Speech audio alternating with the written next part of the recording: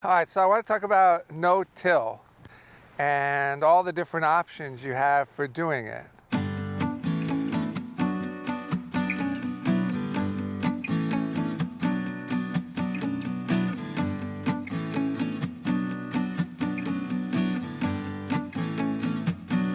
Every farm's going to be different based on what they're growing, what their soil is, personality.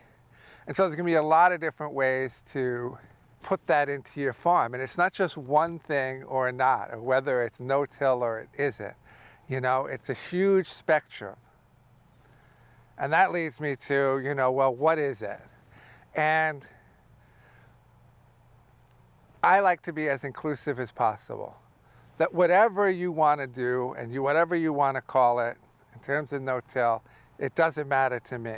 And it shouldn't matter to you because it's about your business, it's about what works.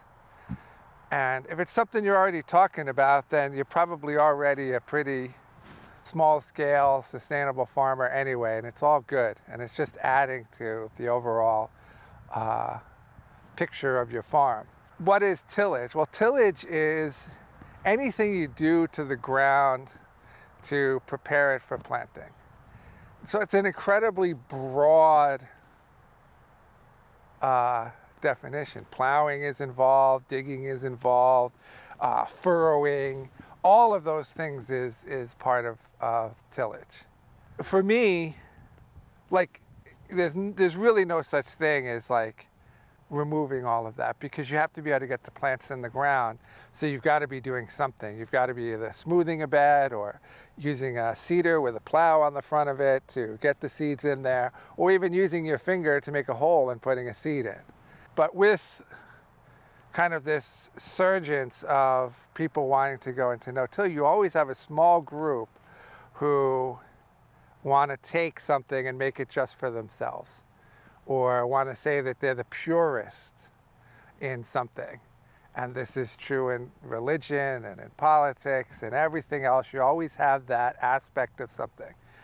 And don't let that dissuade you from the choices you make. You should make your choices based on what works for your farm. And don't worry about all of that. That is just noise. And it's just static that you don't need to listen to. And it's not something I'm ever concerned with. And and I would recommend you're not concerned with it either.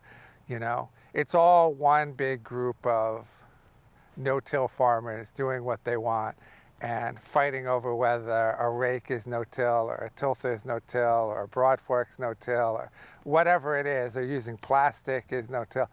All of that doesn't matter. It doesn't. So I just want to get that out of the way. So any no-till method is really just about reducing tillage and reducing the amount of movement of soil. And so for me on my farm, I just remove a tractor, remove the BCS, and the BCS in terms of like soil working stuff. So a tiller, a harrow, anything that does, an incredible amount of soil movement. Because in order to move soil, you need a lot of horsepower. Something like a tilther or a rake or a broad fork and even a shovel, it's really hard to move a lot of soil quickly. So I just remove that part of it. And then to do the least amount of work, we just do the least that we can to just get the crops in the ground, have them healthy, grow, survive, and keep things weed-free. Why would you want to go no-till, or why would you want to reduce soil disturbance? Well, I personally think the main thing is about efficiency, right? The less work you have to do, the less effort, because efficiency is about less effort in your production. That's what it is. It's just less effort. And the more soil work you have to do, the more effort it is. And for me, moving around to BCS and tillage and all of that stuff is a lot of effort. It takes a lot of work to do that. So, that is, one of the biggest benefits. The other benefit is every time you turn soil, and we're not talking about just the smoothing the top layer or using a tilther, but when you actually go a few inches down and keep turning it, you're burning organic matter. And organic matter is something you want to be building in your soil. It's just like when you're turning a compost pile, you keep burning up the compost.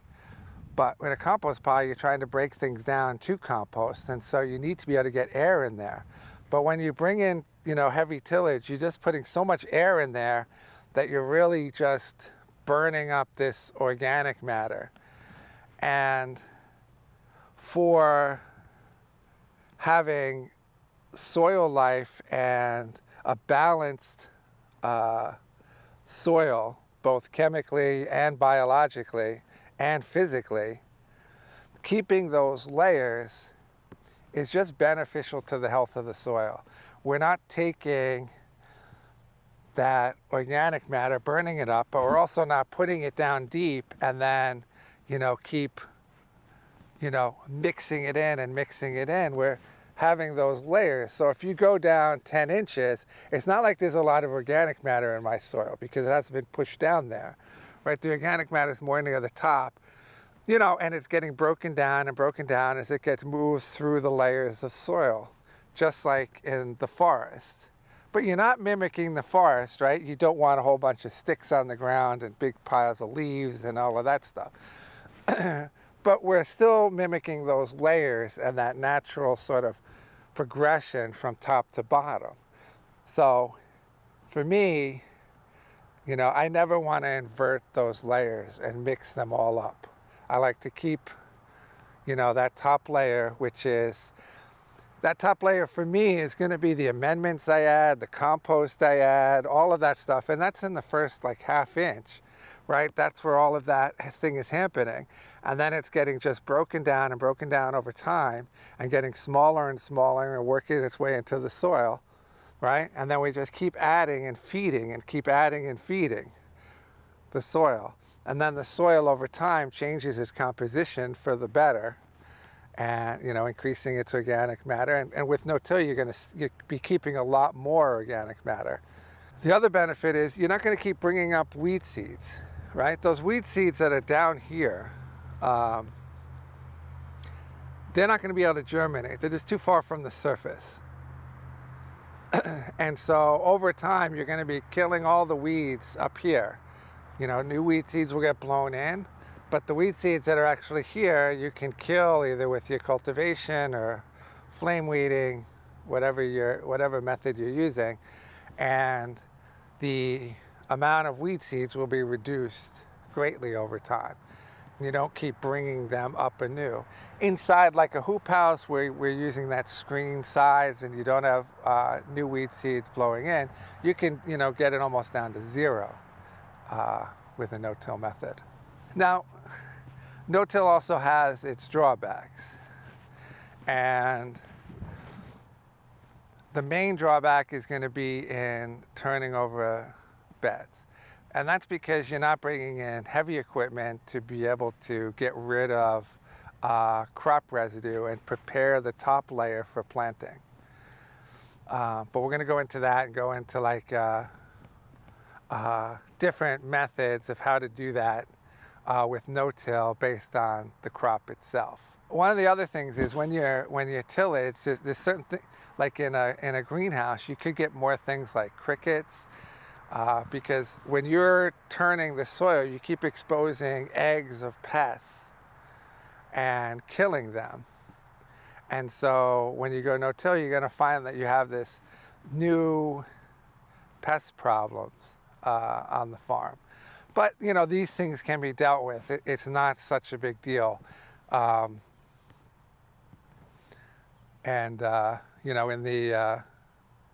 the module on pest control, I have different ways of dealing with those problems. And another problem that you can have with no-till is compaction. While tillage, I think, adds too much air, or using heavy equipment just adds too much air to the soil. Outside, nothing compacts more than the rain, right? Sure, if you're driving a tractor on your beds, that's probably bad. But the rain over time will compact the soil. And this is going to depend on how much organic matter you have and what type of soil you have. But compaction isn't good. It's not good for soil life. It's not good for the plants. It's certainly not good for carrots. And so that's another issue that, can be dealt with forking, where you don't invert the layers, but you add a little bit of air to it. As well as, inside, you don't get anywhere near the compaction that you do outside. So inside, I can disturb the soil much less. But over time, as you add more organic matter and the soil becomes more physically balanced, that compaction is less and less and less, because the physical properties of the soil is going to say how much air is in it. So if it's just pure clay, clay is like, they're very flat, the clay particles. And, when they come together, like if you can imagine a wet phone book, there's very little air in it. So for clay, you'd be adding sand and organic matter, and sand has, particles which are round. So when they're together, they can never compact. There's always air holes in between. So over time, you can change the physical makeup of your soil so that the compaction isn't as bad. So that's something that can be overcome. When you're using no-till, one question is machinery or not. Now, while I've gotten rid of a tiller, a power harrow, things that are doing soil work, there's other things that machinery can do that aren't about tillage, and that can be like a flail mower or crimping and rolling, those kinds of things. They can be used in cultivation. And while it's not something I do, it certainly works within a no-till system. And, where that comes into play can be in turnovers. You can use a flail mower to come in and just mow down your crops. And also in when you're using cover crops. And here we have, it's fall, and the cover crops are just starting to grow. And if you have a cover crop that you're in a warm climate, or you have a cover crop that's, not going to die, or you're cover cropping in the middle of the season, then it becomes a lot of work if you're not using some sort of machinery to either kill it by mowing it down and maybe flaming it, or letting it die and breaking it down, crimping it. It can become problematic without machinery. So for me, because I don't use that, what I just choose my cover crop based on what's going to die. So this is a winter kill, right? So this will get nice and big, hopefully, by the time all depends when the frost comes. And there's a higher batch over there, and they can get nice and big, cover the bed, and then they will freeze, and then they'll just kind of be mulched for the winter, and then you can directly plant next season. There's nothing to remove. Right, it's already dead, and it's just going to break down, and everything's going to be fine. So it's just about making different choices if you're not going to use machinery.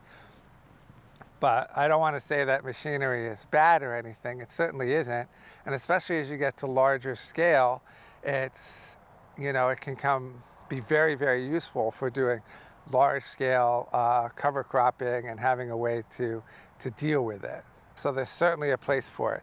And I have a flail mower, and I have used it on beds where I take the flail and I just make it like just touch the ground, so it's barely touching the soil, and killing things with that. But as something using to turn over beds, it's not something I do. I find the BCS a little bit unwieldy. It's big. It's getting it out here just for a single bed.